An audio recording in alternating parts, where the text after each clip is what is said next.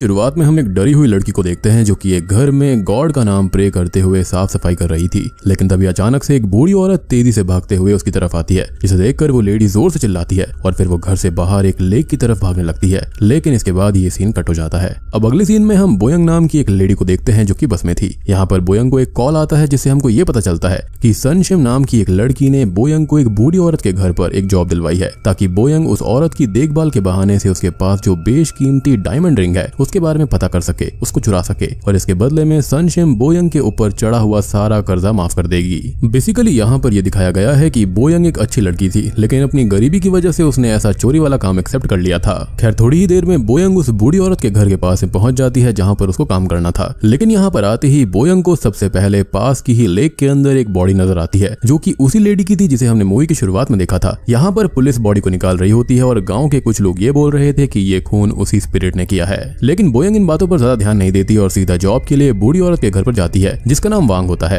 ये वही बूढ़ी औरत है जिसे हमने मूवी की शुरुआत में भागते हुए देखा था। अब यहाँ पर वांग के घर पर बोयंग की मुलाकात किम से होती है जो कि वांग की क्लोज रिलेटिव थी और यहाँ पर किम ने ही वांग की देखभाल के लिए बोयंग को जॉब पर रखा था क्योंकि वांग काफी बूढ़ी हो चुकी थी और उसे एक ऐसी बीमारी भी थी जिसकी वजह से वो बच्चों की तरह बिहेव किया करती थी। लेकिन यहाँ पर किम को ये बात मालूम नहीं थी कि बोयंग यहाँ पर सिर्फ डायमंड रिंग चुराने के मकसद से आई है। जिसके बाद में किम बोयंग से पूछती है कि कहीं तुम अपने साथ कोई बच्चा तो नहीं लाई हो ना, जिस पर बोयंग बोलती है कि उसे अच्छे से मालूम है कि वांग को बच्चों से नफरत है, इसलिए वो किसी भी बच्चे को लेकर नहीं आई। मीनवाइल हम किम के सूट की इसकी चेन को अपने आप ही खुलते हुए देखते हैं जो कि उसके रूम में रखा हुआ था। जिसके बाद में किम बोयंग को सारा काम समझाकर अपने घर चली जाती है। अब इसके बाद में बोयंग जब अपने रूम में जाती है तो उसकी बेटी दायंग दौड़कर उसके गले लग जाती है। जी हाँ, यहाँ पर एक बच्चा था और यहाँ पर हमको पता चलता है कि बोयंग की एक बेटी भी है जिसको वो अपने साथ सूटकेस में छिपाकर लेकर आई थी। अब यहाँ पर बोयंग प्यार से बातों ही बातों में अपनी बेटी दायंग को ये समझाती है कि उसे इस घर के अंदर छिपकर रहना होगा। जिसके बाद अगले सीन में वो वांग के पास में जाती है और उससे डायमंड रिंग के बारे में जानने के मकसद से ये बोलती है कि मेरे पास में एक बेहद ही कीमती सामान है, तो मैं उसे कौन से सेफ रूम के अंदर छिपाकर रख सकती हूँ। जिस पर वांग बड़े अजीब तरीके से बिहेव करते हुए उसे एक रूम के पास लेकर जाती है जहाँ पर बोयंग को ये लगता है कि शायद वांग ने डायमंड रिंग इसी रूम के अंदर छिपाकर रखी होगी। लेकिन वहाँ पर ढूंढने पर उसे कुछ नहीं मिलता और इसी रूम में खेलते वक्त दायंग दीवार पर एक डरावनी सी ड्राइंग बना देती है जिसको देखकर उसकी माँ को काफी अजीब फील होता है।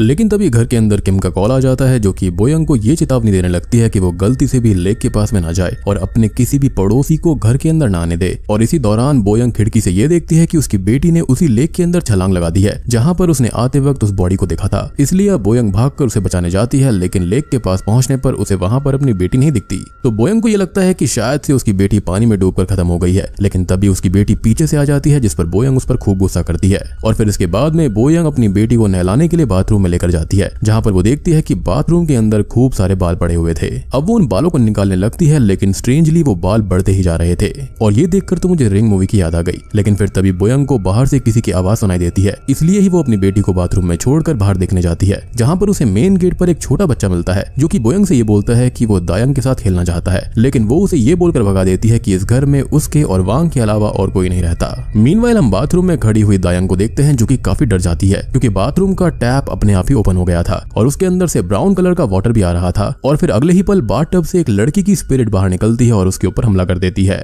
जिसके बाद में बोयंग को अपनी बेटी के चीखने की आवाज आती है, इसलिए वो बाहर से भागकर वापस बाथरूम में आती है। लेकिन तब तक उसकी बेटी वहां से गायब हो चुकी थी, इसलिए अब बोयंग पूरे घर में उसको ढूंढने लगती है और फिर ऐसे ही ढूंढते ढूंढते बोयंग को एक रूम के अंदर वांग दिखाई देती है जिसकी गोद में दायंग लेटी हुई थी। बोयंग भागकर उसके पास में जाती है और उसे गले लगा लेती है, लेकिन यहाँ पर दायंग उससे नाराज थी, इसलिए वो वापस से वांग के गले लग जाती है। और यहाँ पर सबसे अजीब बात ये थी कि किम ने बोयंग को बताया था कि वांग को बच्चों से नफरत है, लेकिन यहाँ पर वांग दायंग से मिलकर काफी खुश थी। जिसके बाद में बोयंग ये नोटिस करती है कि वांग ने उसकी बेटी के गले में चाबी वाली एक नेकलेस पहना दी थी, जिसको देखकर वो सोचती है कि शायद से ये चाबी उसी लॉकर की होगी जिसके अंदर वांग ने डायमंड रिंग छिपा रखी है। मीनवाइल वांग ये बोलती है कि वो दायंग के साथ हाइड एंड सीक खेलना चाहती है, जिस पर वो गुस्से में उससे ये बोलती है कि अगर वो किम को दायंग के बारे में नहीं बताएगी तो वो दायंग के साथ हाइड एंड सीक खेल सकती है। जिसके बाद में दोनों में डील हो जाती है। जिसके बाद में वांग और दायंग पूरे घर के अंदर हाइड एंड सीक खेलने लगते हैं और इसी दौरान बोयंग पूरे घर के अंदर उस चाबी का लॉकर ढूंढने लगती है, लेकिन काफी ढूंढने के बावजूद भी उसको वो नहीं मिलता। मीनवाइल दायंग के ऊपर उस लड़की की स्पिरिट वापस से अटैक करती है और उसे एक कबर्ड के अंदर खींच लेती है, लेकिन यहाँ पर वांग और बोयंग उसको बचा लेते हैं। जिसके बाद में अगली सुबह घर पर किम आने वाली थी, इसलिए ही बोयंग दायंग से ये बोलती है कि उसे आज छिपकर रहना होगा। जिसके बाद में अगले सीन में किम बोयंग से बात करते हुए वांग के सर की मसाज कर रही होती है, लेकिन तभी वांग चाइनीज में कुछ बोलने लगती है जो कि बोयंग को समझ में नहीं आता। जिस पर किम उसे बोलती है कि अगली बार वांग जब भी चाइनीज में कुछ बोले तो वो उसको रिकॉर्ड कर ले और किम के घर आने पर वो उसको रिकॉर्डिंग सुनाए, ताकि अगर वांग ने चाइनीज में कोई जरूरी बात बोली होगी तो वो उससे मिस ना हो पाए। और यहाँ हमको पता चलता है कि असल में किम को भी वांग की कोई परवाह नहीं थी, बल्कि वो तो डायमंड रिंग के लालच में वांग से जुड़ी हुई थी। और किम यहाँ पर बोयंग को इसलिए रिकॉर्डिंग करने को बोलती है ताकि अगर कभी भी वांग ने चाइनीज में डायमंड रिंग का पता दिया तो वो उसे मिस ना हो जाए। यानी कि यहाँ पर ये दोनों ही इस रिंग के लालच में आए थे।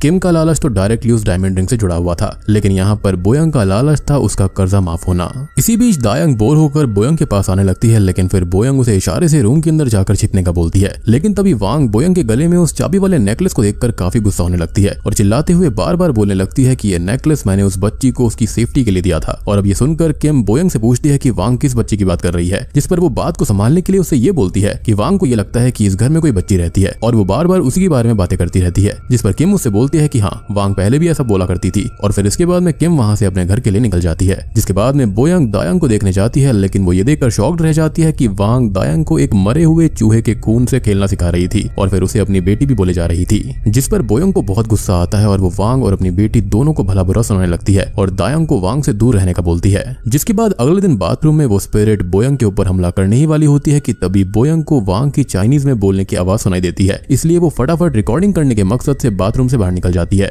अब वो खिड़की के पास में छिपकर वांग को रिकॉर्ड करने लगती है, लेकिन तभी वांग की नजर उसके ऊपर पड़ जाती है और वो उस पर चाइनीज में ही चिल्लाना शुरू कर देती है। लेकिन यहाँ पर बोयंग को कुछ भी समझ में नहीं आता और फिर वो नोटिस करती है कि उसके बगल में ढेर सारा पानी गिरा हुआ है, जो कि अभी कुछ देर पहले तक नहीं था। जिसके बाद में बोयंग वांग को नींद की दवाई देती है और उसके सोने के बाद में बाहर जाती है ताकि वो सनशिम को कॉल करके सारी बात समझा सके। लेकिन लेक के पास जाते ही उसे वही बच्चा मिलता है जो कि कुछ दिन पहले वांग के घर आया था। वो बच्चा बोयंग से ये बोलता है कि तुम्हें वांग के घर में नहीं रुकना चाहिए क्योंकि वांग को एक स्पिरिट ने पजेस किया हुआ है। लेकिन बोयंग को उस बच्चे की बात पर भरोसा नहीं होता, इसलिए वो वहां से जाने लगती है। लेकिन तभी फिर से उसे लेक के पास में दो लोग नजर आते हैं जो कि कुछ रिचुअल परफॉर्म कर रहे थे। बोयंग उनसे उनके रिचुअल के बारे में पूछती है, जिस पर वो लोग बताते हैं कि वो स्पिरिट्स को मुक्त करने का रिचुअल कर रहे हैं ताकि कोई भी स्पिरिट इस लेक के साथ में कैद ना हो जाए। जिस पर बोयंग उनसे पूछती है कि क्या ये सब वांग से कनेक्टेड है, जिस पर वो लोग बताते हैं कि वांग अपनी बेटी को खोने के बाद से ही पजेस हो गई थी और फिर उसके बाद से ही उस घर के अंदर जो भी लड़कियां केयर गिवर की जॉब करने गई उन सभी की मौत होती चली गई और उन सभी की बॉडी इसी लेक में मिलती है। यानी कि दोस्तों, मूवी की शुरुआत में हमने जिस डरी हुई लेडी को देखा था वो वांग के घर बोयंग की तरह ही काम किया करती थी, लेकिन फिर उसे स्पिरिट ने मार डाला। इसी बीच दायंग जो कि घर में अकेली थी उसे वापस से उसी लड़की की स्पिरिट नजर आती है, इसलिए वो डर कर चिल्लाने लगती है। और फिर तभी वहां पर बोयंग पहुंचती है जो कि उससे पूछती है कि तुम डर क्यों रही हो, लेकिन दायंग इसका कुछ भी जवाब नहीं देती और कबर्ड के अंदर जाकर छिप जाती है। और उस समय किम वांग से मिलने घर पर आने ही वाली होती है, इसलिए बोयंग दायंग को कबर्ड में छिपे रहने का बोलकर वांग को देखने चली जाती है। लेकिन वांग यहाँ पर घर से गायब थी, इसलिए वो उसको ढूंढते हुए लेक के पास पहुंच जाती है जहाँ पर उसे वांग बेहोश पड़ी हुई मिलती है।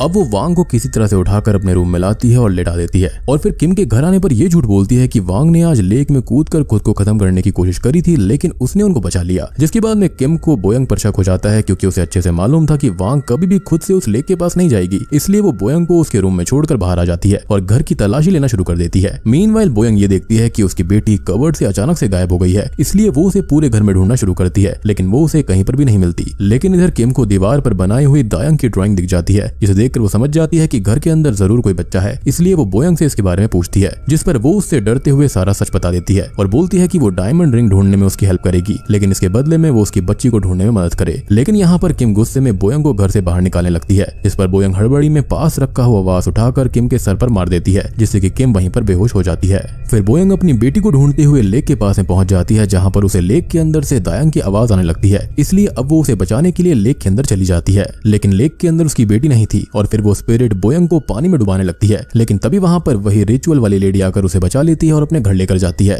अब यहाँ पर वो बोयंग को अपना पास्ट बताती है कि वांग पजेस्ड है, लेकिन पहले उसे ये बात मालूम नहीं थी, इसलिए उसका बेटा अक्सर वांग के घर खेलने जाया करता था और वांग उसे अपने बच्चे की तरह ट्रीट भी करती थी। लेकिन फिर एक दिन उसके बेटे की बॉडी लेक के पास से मिली। अब ये सब जानकर बोयंग को अपनी बेटी की और ज्यादा चिंता होने लगती है, इसलिए वो तुरंत ही वांग के घर चली जाती है और वापस से सब जगह ढूंढने लगती है, जहाँ पर उसे ठीक से देखने पर उसी कबर्ड के अंदर एक दरवाजा नजर आता है। जी हाँ, हिडन डोर था वहाँ पर। अब वो उस दरवाजे को खोलकर अंदर जाती है, जहाँ पर उसे ब्लैक मैजिक करने वाले एक रूम के अंदर दायंग बेहोश हालत में मिलती है और यहाँ पर बोयंग को वो लॉकर भी दिखाई देता है जिसकी चाबी वांग ने दायंग को एज अ नेकलेस पहनाई थी। लेकिन बोयंग उसे खोलने की कोशिश नहीं करती और सीधा दायंग को वहां से लेकर बाहर निकलने लगती है। लेकिन तभी वहां पर किम आ जाती है जो कि बोयंग से चाबी छीनकर ब्लैक मैजिक रूम के अंदर जाती है। मीनवाइल बोयंग अपनी बेटी को लेकर घर से बाहर भागती है, लेकिन तभी वांग उसे रोक लेती है और उसे लेक के रास्ते से जाने से मना करती है। वांग यहाँ पर उससे ये बोलती है कि रिवर के पास में जो स्पिरिट है वो तुम्हें और दायंग को मार देगा, लेकिन बोयंग को उस पर ट्रस्ट नहीं होता और बोलती है कि उसे पड़ोस वाले कपल ने बता दिया है कि वो पजेस्ड है। इस पर वांग बताती है कि पड़ोस वाले का बच्चा 30 साल पहले मर चुका है और अब वो एक इविल स्पिरिट है जो सबको अपनी बातों में फंसाकर उस लेक के अंदर ले जाने की कोशिश करता है। लेकिन यहाँ पर बोयंग को वांग पर बिल्कुल भरोसा नहीं था और वो कार लेकर लेक वाले रास्ते से ही जाने लगती है। मीनवाइल किम को वो डायमंड रिंग मिल जाती है, लेकिन वो जैसे ही रिंग लेकर कबर्ड से बाहर निकलने की कोशिश करती है, स्पिरिट उसे कबर्ड के अंदर खींच लेती है और खत्म कर देती है। इधर लेक के पास पहुंचते ही बोयंग की कार खराब हो जाती है और फिर उसकी कार के अंदर उस लड़की की स्पिरिट भी आ जाती है, जिसको देखकर दायंग कार से उतरकर लेक की तरफ भागती है। अब उसकी माँ भी उसके पीछे पीछे जाती है, लेकिन दायंग पहले ही लेक के अंदर जाकर कूद जाती है, जिसके बाद में बोयंग भी उसे बचाने के लिए लेक में कूदती है। लेकिन अंदर जाते ही वो स्पिरिट बोयंग पर हमला करके उसे मारने लगती है। लेकिन तभी वहां पर उसे बचाने के लिए वांग भी लेक में कूद जाती है और उस स्पिरिट को बोयंग के ऊपर से हटाकर अपने ऊपर ले लेती है और उसे वहां से तुरंत निकल जाने को बोलती है।